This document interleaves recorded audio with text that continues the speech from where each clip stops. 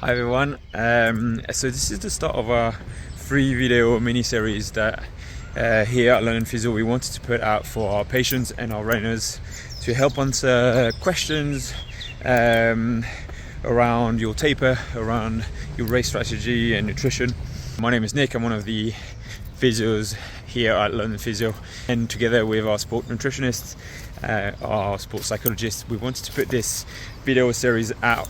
So this series is going to be touching on 3 topics. The topic of your taper, how to structure it, how to plan it, what to include in it. The topics of a race strategy and nutrition as well.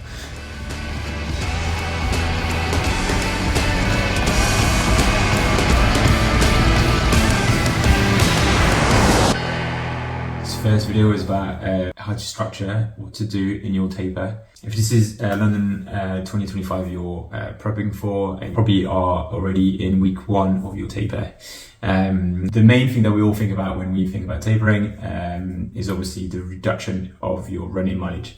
We can keep it simple here. We take your peak week mileage and then we reduce this by 10 to 20% for the first week of your taper. So you'll run about 80 to 90% of your total peak week mileage in that first week of your taper. Then you reduce that to about 60 to 70% in the second week of your taper, and then the third week of the taper, including the marathon, should be about 50% of your peak week mileage.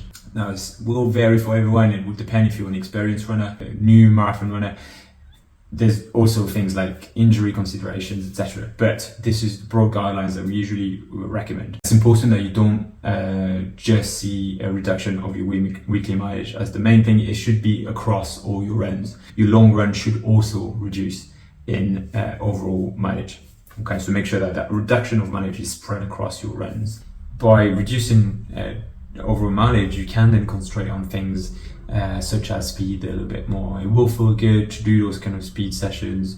And neuromuscularly as well, you will remind yourself what it feels like to run at pace. It doesn't mean that we obviously start introducing sprint if we've not done sprint in our training. Marathon pace type of training, potentially even 110, 120% of marathon pace across short distances will be good. You are obviously fit, you're healthy, you've taken yourself through the whole training block, you are the best of your capacity, if you will. So, you should feel confident in kind of hitting speed, especially if it's marathon pace. Neuromuscularly speaking as well, you will remind yourself what it feels like to run at pace during your taper, as opposed to obviously just have easy runs in there and potentially 3 weeks later, having to run at pace, feeling a little bit strange.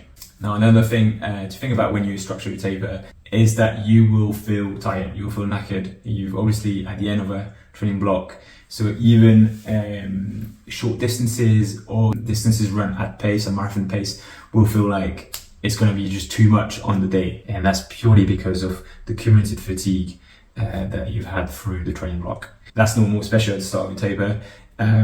So just be sure to include rest days, trying to sleep as much as possible. This is your time to kind of, over 3 weeks, it won't happen overnight, feel rested, feel fresh for the day.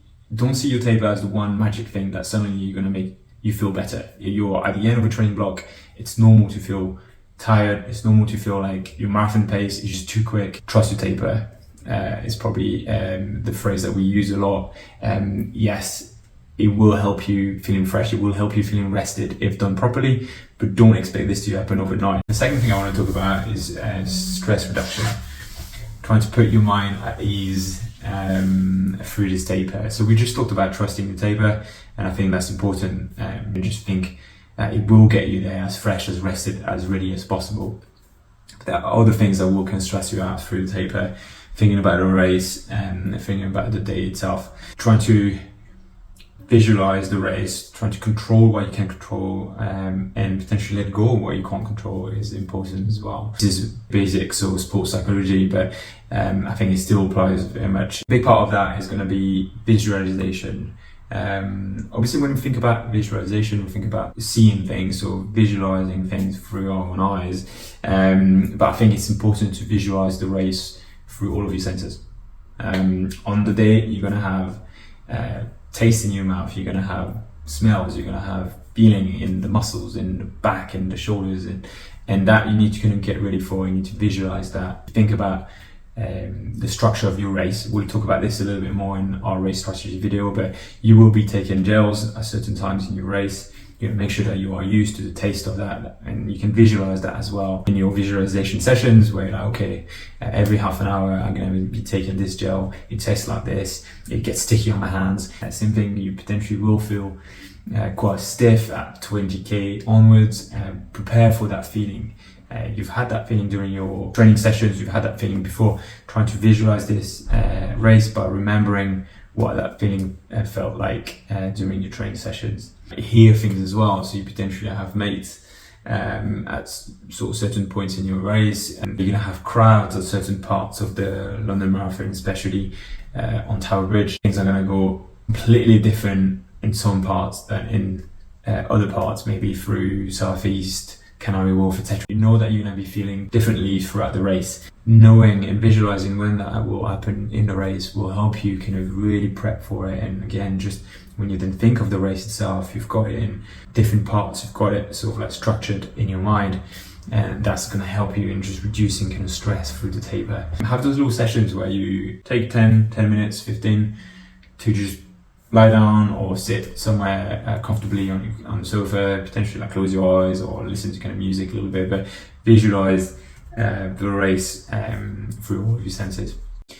Another thing as well is that you're gonna have a few things that you have control of and a few things that you don't have control of. This is basic sports psychology, but I think it applies very much to a marathon race. Your equipment, being ready on race day, having your gels and your water sorted, and having your race strategy sorted. The stuff you can control, then focus on that. The stuff you can't control, the weather, other people, etc., then don't worry too much about it. Don't spend too much time and energy trying to control that. You can't control that, so let go of it. Trying to just occupy yourself sorting out the things that you can control for race day. That's going to put your mind at ease, and you're going to feel just a bit more in control of your race. In terms of stress reduction, I would say also it's a good time to kind of talk to your coach, talk to physio about your race strategy, your training block. We often talk to people at the start of a training block. It's important to catch up throughout the block, obviously, but also at the end of it, potentially to review your goals, review the time that you're going to be trying to run the marathon out. Make sure that things are not like unrealistic as well going into the race, because that's going to stress you out as well. Talk to your coach, talk to people, talk to your physio about race strategy, potentially how you feel at the end of your training block, how you feel now that you've done your training. There's a few niggles that you kind of want to check, etc. So that will also kind of help you reduce your overall stress throughout the taper. The last kind of thing I want to talk about, use your taper to treat yourself, to reconnect with people that obviously you haven't necessarily had time to see through your training block. A marathon training block is grueling. It takes a lot of time, so obviously you let go of your social life, especially in the later stages, etc. So treat yourself, catch up with your mates, potentially talk about the race day if they're able to kind of come and support you. This is important as well in terms of race strategy, to have that little kind of support network that you can rely on.